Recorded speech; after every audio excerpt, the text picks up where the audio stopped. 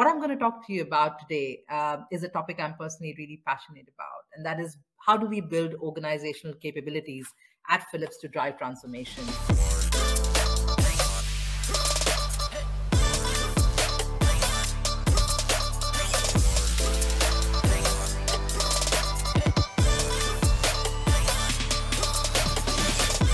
Let me start and introduce myself. I work with Philips in the Talent Development and Organization Effectiveness COE, and I lead a team of very talented senior leaders who drive the integrated talent development strategies across Philips. And what I'm going to talk to you about today is a topic I'm personally really passionate about, and that is how do we build organizational capabilities at Philips to drive transformation.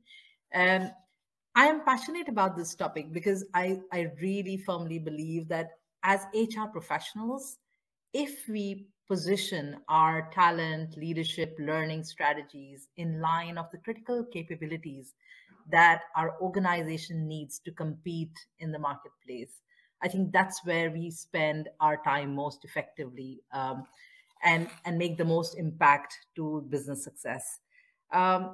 If you think about organization capabilities, and why are they so critical? And in the book Strategy That Works, the authors talk about the fact that any enterprise can differentiate itself through a product, a service, or a brand, an individual brand, only for some time, only to a certain extent.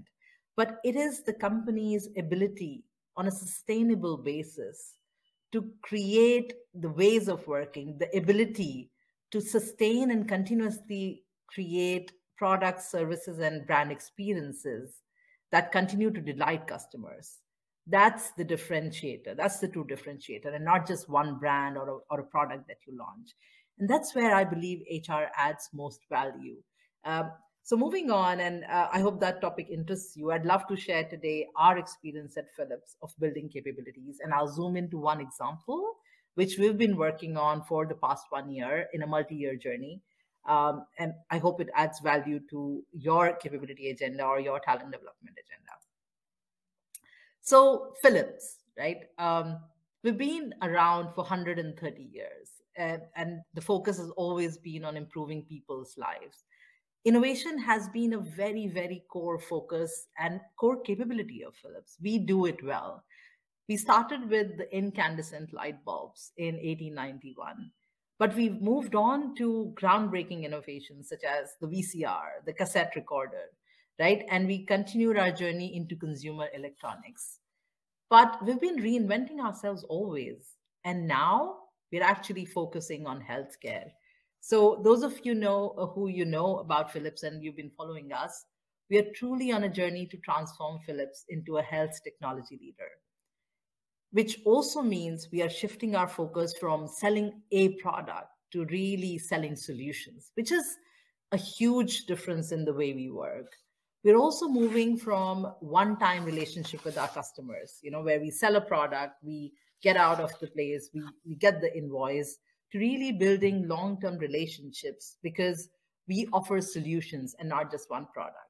So that requires us to really relook at our capabilities and rethink what do we need to be great at and better than our competition and deliver superior patient outcomes to do this. Many of you would know the famous executive coach, Marshall Goldsmith, and he's famously said, "What got you here would not get you there." That is true for organizations as much as it's true for leaders.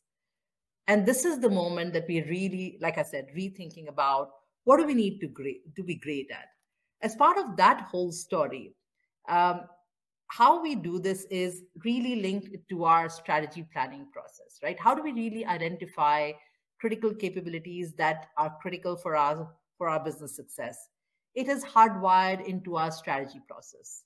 So we as a company make strategic choices, so our leadership team along with the strategy organization go through the strategic choices cascade to say, where are we going to play? Where are we going to win? And also list down, in order to win, what then are the capabilities and enablers we must have, we must be good at. When we identify capabilities, which are most critical. Of course, HR is one part of it, right? People capability is one part of it. And that's definitely something I'm going to go deep dive into and talk more about. But it's really a holistic process where we come together with systems, processes, technology, and people. We bring all the elements together. And as HR organization, whether it's the HR business partners or the COEs, we work very closely with the transformation and strategy teams to define the capability plan of how we will succeed in this capability. This leads into our workforce planning process, of course. And as part of that process, and those of you who run workforce planning, and I'm sure most of you are familiar with it, we detail out our build, buy, borrow strategies.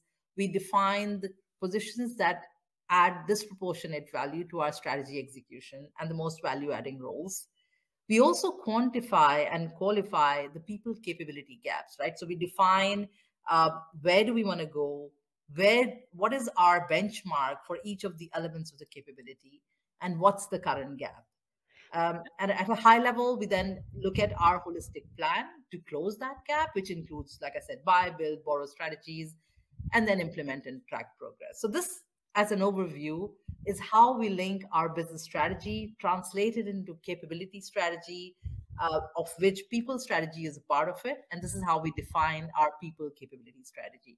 And this is the process that I just talked about, leading from strategy planning to strategic workforce planning to really creating our capability plan. So I hope you can put a picture to what I just talked about.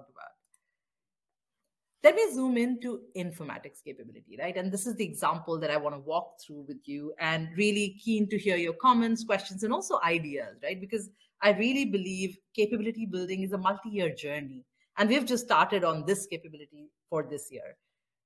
So I hope some of the thoughts and approaches help you, but also look forward to your comments. So let me walk you through how we build the plan, the why, what, and how. Why did we choose the elements we did? How did we come upon those elements? What did we do around those elements? And I'll touch broadly on them, and how, right? So what were our ways of working and some of our learnings from that perspective? So we began with the customer right at the heart. And, I know in the HR world, sometimes we like to define internal customer as our customer. But when we started with this, our focus was squarely on the end customer, right? So we really wanted to think about what are the skill, culture, talent, leadership levers we need to pull, which will impact our customer outcomes, which will truly make a difference to the customer experience we are providing. And we did this by deep diving into customer feedback. And it was so interesting, the insights we got. If you pick up the customer feedback, or if you talk to the customers in your company, you'll be amazed at how many insights you get around what skill gaps people are experiencing. The customers can already feel your culture, right? So some of the insights we got from the feedback were like, wow, are they in the company with us? Are they working with us day to day? They were so accurate, and they really mirrored some of the feedback we get from the employee engagement survey. What are the talent challenges? If you're losing talent in the market, then how is it impacting customer outcomes? And also the role of our leadership, right? So we started with building a customer-centric narrative, where we first defined when we do these things, when we do these people interventions to build capability, this is the customer challenge they would address, and this is the impact that they would have on the customer. So this was really our starting point. We further continued to get insights, right? Data is the most critical starting point for us when we start to look at any capability or skill building strategy, because we want to know which are the most important areas to focus on. Our talent intelligence team supported us by mapping out what other companies in the healthcare informatics space are really doing, what skills are they developing, what skills are they buying. And we also worked with our people analytics team to really think about what are some of the employee engagement insights, what are cultural insights we're getting. Why are people, especially informatics talent, why are they leaving us, and why are they staying with us? right? So this data built the why for a lot of the programs and interventions that we proposed and gave us a basis to argue for the budgets, for the resources to build these initiatives. The capability plan, and this is the what, right? So this is really the plan that we built based on challenges and focus areas. Starting from, like I mentioned, build and buy, we focused on our informatics practitioners. So Insight told us that we already had a lot of informatics talent internally with the right skills in AI, digital, and data that we needed. But we needed to upskill them on specific cloud skills, which were the most critical for our informatics transformation. Also, the insight we had was the role that our leaders need to play. And that was a square, a very big focus for us to build capability of leaders on informatics. We also had a huge buy agenda, right? Because there were skills that we need to be successful, which was not possible to develop in-house, and mostly a lot of technical skills that you need to hire people around. And we really leveraged some AI tools to fast track our hiring. We went deep dive into our branding, right? Because when we talk about data and AI talent, I'm not sure if they would think about joining Philips as the first employer in their mind. But our talent attraction team has done a tremendous job of making sure that we talk about our purpose, right? Why this talent would love to join a company that improves people's lives. And we've seen a huge uptick in the applications that we get and also the final conversion of offers. We also focused on engage, and there were huge insights that we got around, like I mentioned, the exit surveys, the employee engagement surveys, on what we can do better to retain and continue to attract informatics talent. So really looking at the culture we want to move the needle around and providing clear career pathways and upskilling, which is a key motivator for the digital talent. We looked at our reward approach as well, because we realized from our insights that maybe we are not rewarding people for the right behaviors that we need them to display to build this capability. And also it's impacting our ability to attract and retain talent. So we launched differentiated reward strategies to retain informatics people and make sure that we drive the right culture and the right behavior. So this is a bit of what around, how our overall plan looked like. Upskilling current talent was really critical to us, right? Like I mentioned, we already have a lot of informatics talent, but we needed to equip them with specific skills. So we first designed an informatics skills framework. And interestingly, like I mentioned before, whenever we talk to people to really design this framework, soft skills and human skills were really at the heart of it. Of course, you need to teach people hard skills, and that's what we started on this year. But our big focus now is really how do we develop the partnership, the collaboration, empathy with the customers, empathy with other teams you're working with amongst this technical talent as well. So we've launched a set of learning journeys, and these are learning pathways based on the skills, customizable to the level of skill that you currently have. It allows you to assess yourself and then choose the modules that you would like to build and continue your assessment and journey onwards. We have self-paced learning journeys, but also managed learning journeys where we focus on bringing the learner experience alive through hackathons, through running contests, leaderboards, learner cafes, and making sure that learning is happening by working on different projects, by mentoring from SMEs, and it's not just training, right?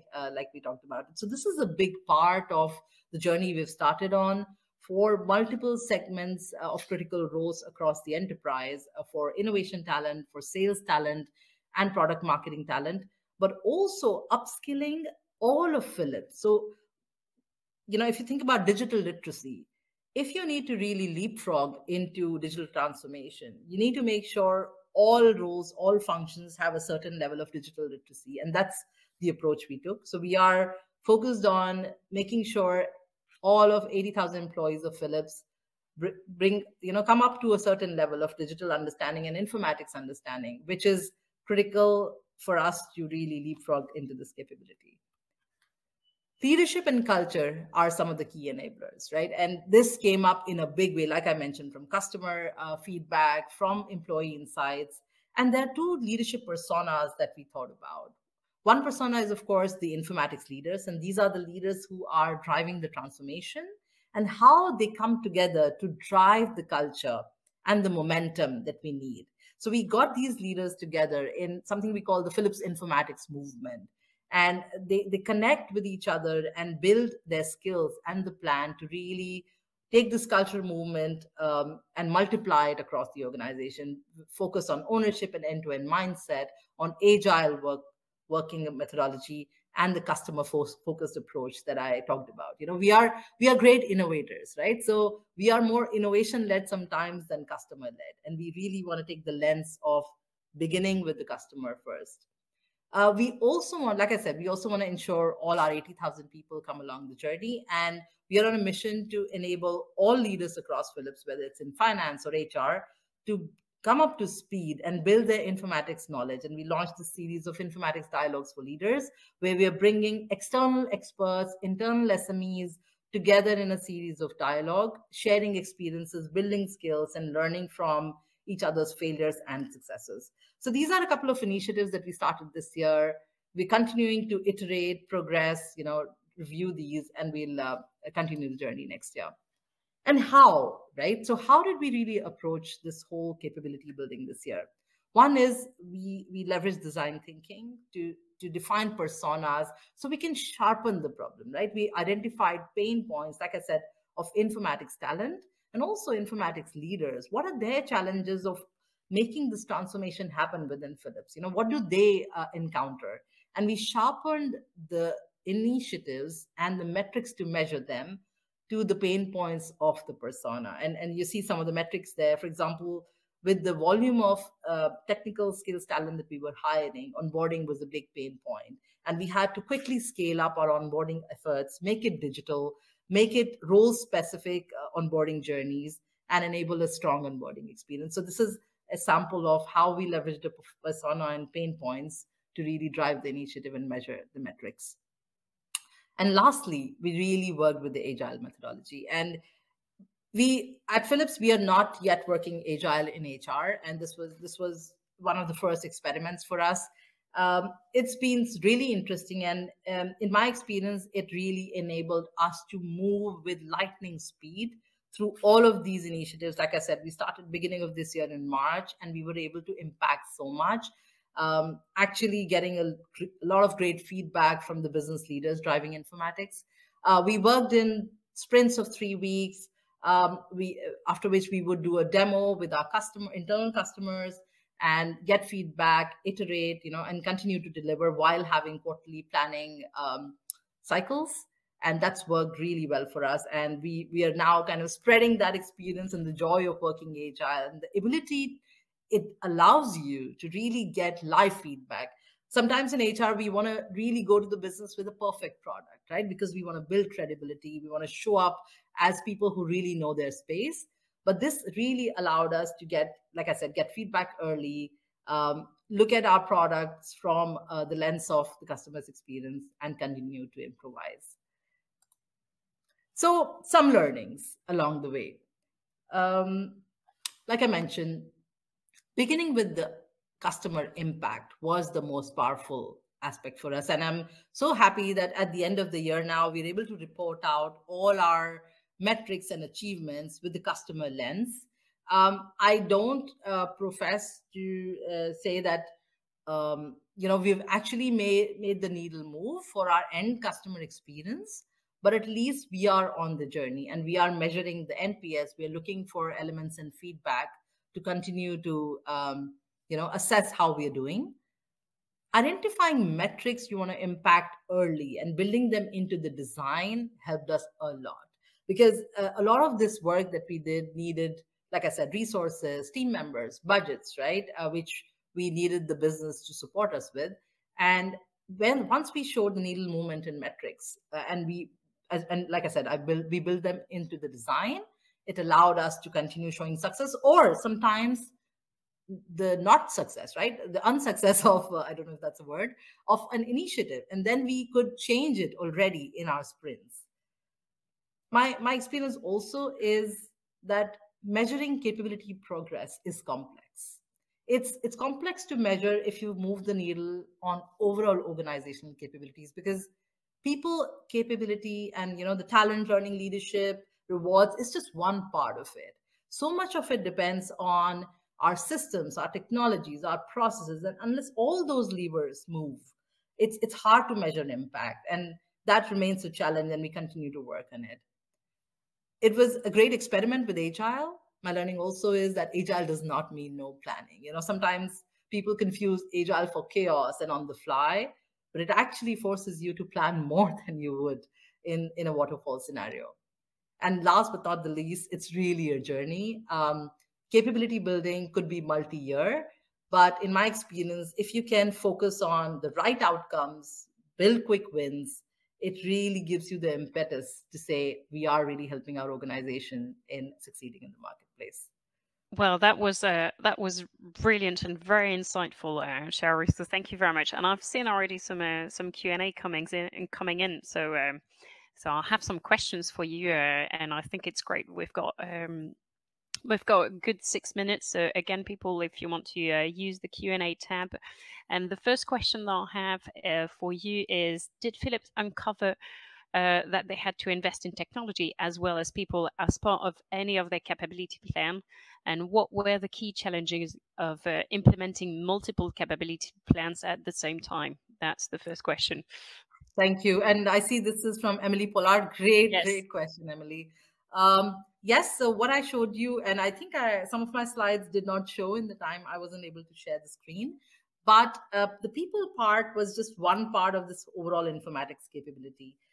There are multiple parallel streams running. For example, we have a capability building around data, right? So it's called Insights to Scale. How do we leverage data to generate massive insights on patients, which we can use to add value to their own lives? So that's a big capability focus. The SaaS factory, really building Philips' capability to launch SaaS solutions is another parallel work stream, and we're working very closely with all these work streams. So technology is really a big focus. Another example is the platform, right? What platform do we offer to our customers, which are healthcare providers, to leverage Philips' SaaS solutions? Yes, and to your point, again, going back to my comment around what got us here won't get you there. The struggle we have at Philips is actually prioritizing which capabilities we want to focus on, because there's a set of distinctive capabilities, and distinctive or strategic as we call them, which are of course the focus, but there's another set of foundational capabilities, right, which we also need to be great at. So for example, quality and regulatory. As a healthcare company, we need to really make sure we are just very, very good at it. So yeah, multiple capabilities juggling does become a challenge, and we've learned the hard way to really narrow our focus, and agile working helps there. I hope that answers your question. Yeah, and it's brilliant. There's another one from Sylvia that says, what metrics did you measure outside of adoption metrics, for example, the percentage of completion that indicated the success? How do you measure the success of what you've implemented since March? So it's a big topic in HR, right? So let me give you one example, the one that I showed on the slide. So for example, we put in place a very strong onboarding plan. And of course, we measured completion of how many software developers and data scientists were actually completing that plan. But we also ran a survey with the new joiners and their managers after 3 to 6 months of their onboarding, right? So and like I said, you need to build these metrics into the design, into the problem statement. One of the problems we had identified with onboarding was even 3 to 6 months later, our new employees did not really have clarity sometimes on their metrics and objectives and the job description, right? And that's one element we built into onboarding. And through a pulse survey, by asking people in focus groups, we saw that there was 80% improvement in the score on understanding of job description, objectives, and KPIs at the end of 3 months, compared to previous surveys. So those are the kind of metrics. Like I said, we really sharpened the problem, we narrowed the focus, and we built in specific problem statements linked to our personas. I've heard something that I really like is how well you innovated in HR. That's for sure, and that's why the whole topic is about for today. The agile methodology. How did you manage to get your teams on board? Because I suppose that requires a lot of change management. Did you train everyone? How was the process to get everyone onto agile methodology? Because it's used for developers and Scrum and agile, but how did you build up that capability within the HR team? That's been such an interesting journey, Julie. So indeed, we started with the training, right? And we started putting everybody through agile training, understanding the methodology, and also how do you lead in an agile setup. And that was just one part of it, right? But it's just your way of working. And we really struggled the first 3 to 4 months. I would even say we're probably a bit of hybrid still. We resort to waterfall sometimes when it's convenient. But yeah, I think it's really been a journey for us to understand agile way of working. And the challenge we had was that this whole capability team was working agile, but when we worked with rest of the HR organization, we were talking about 3-month plans to even come up with an MVP, and we were like, no, we are working in 3-week sprints. What can you deliver in 3-week sprint? So there was this challenge between rest of the organization and us. And I think this example has served as a very successful example within HR. And we have more and more, associated teams with this capability team who are now interested in our working agile. We even did our recruitment delivery agile, right? So that success is multiplying, and we're slowly building the culture. I would also argue you don't need to work agile in everything, right? So you really need to think about what's the right approach for the problem or the work that you have ahead of us. No, that's brilliant. There's a tiny bit more time, and I had a quick one because I know there's literally 30-second. What is the next steps for you in the coming month? Are you continuing this project?